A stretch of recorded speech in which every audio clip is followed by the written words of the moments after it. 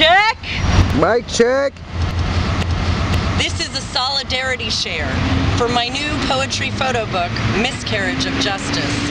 I'm Melissa White Chocolate Balin, and if you don't recognize me, that's okay because I'm hardly a celebrity, although I've been on the cover of the LA Times.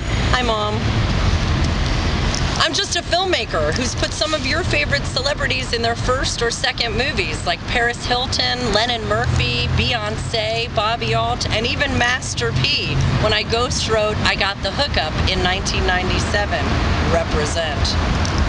But I made the cover of the LA Times for my known association with Occupy LA and the sovereign nation of freedom and peace. Hey now.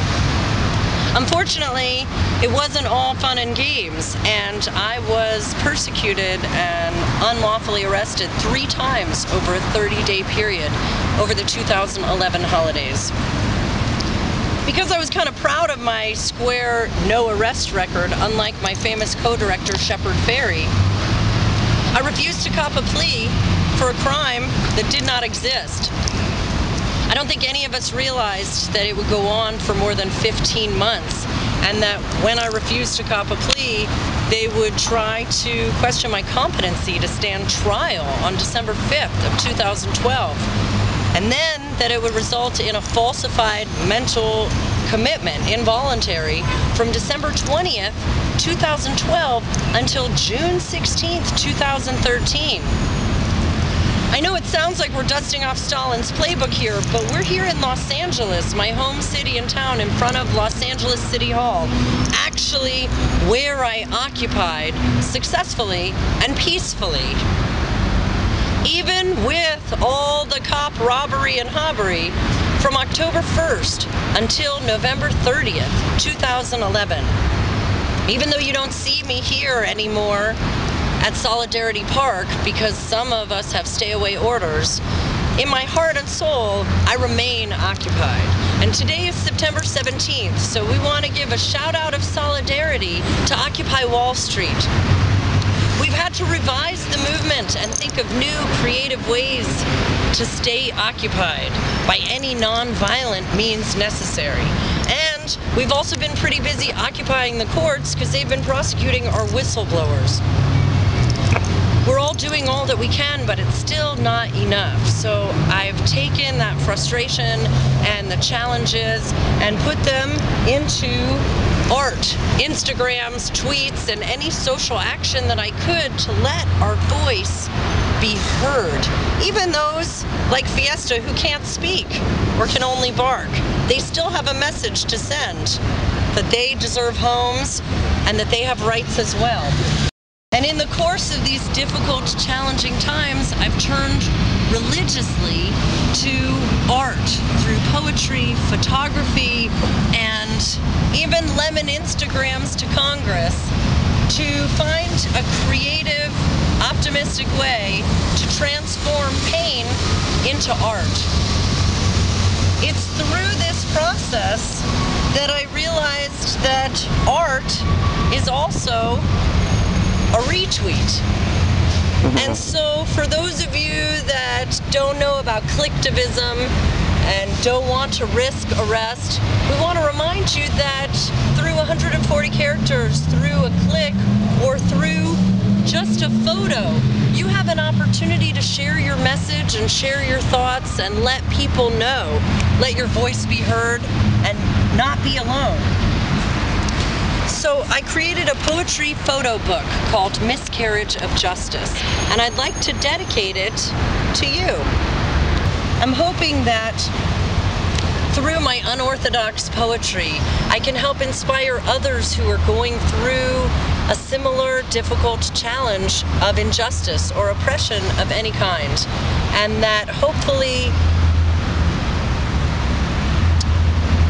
you'll think to take a picture or make art instead of giving up hope for real change. It's been hard for me not to give up hope over these past couple of years, and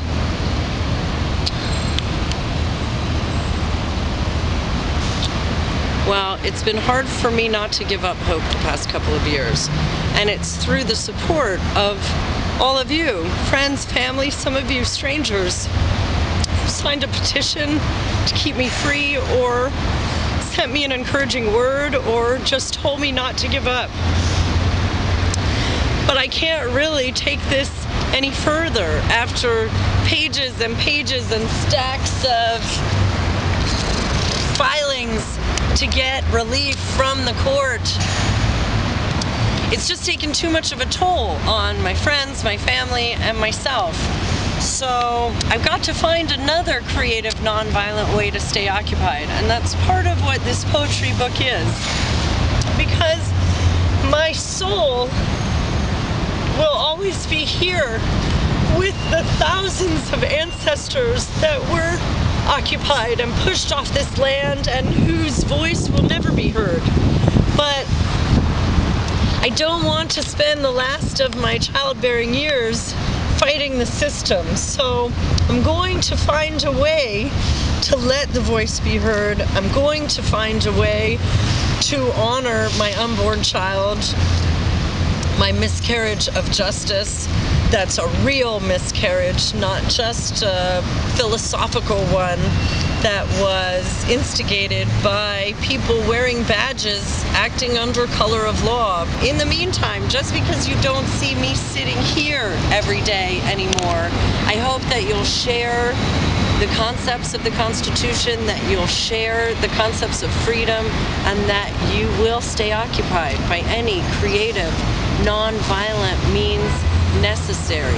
I dedicate my poetry book to you, and I dedicate my struggle to all of you, and I hope that through your sharing and caring and resources, whether it's to phone a friend who's in the media or actually contribute $5, that we can be a part of something that will be real effective change, and that the loss of my first pregnancy by the hands of police acting under color of law and sheriffs who are supposed to be helping us, that it won't be for nothing, that we can make something out of this difficult experience and transform each other's pain into art and a retweet. So I appreciate everyone's help and sharing, and even if we don't make it to the ridiculous $500,000 goal it's going to take to put me in a shark cage and swim to Guantanamo so that I can blow the whistle on government corruption. Until then, we'll blow some bubbles. Because it's going to take all of us united to get the true history of Occupy and what it means to stay occupied to be told. Thanks for your support. Power to the peaceful.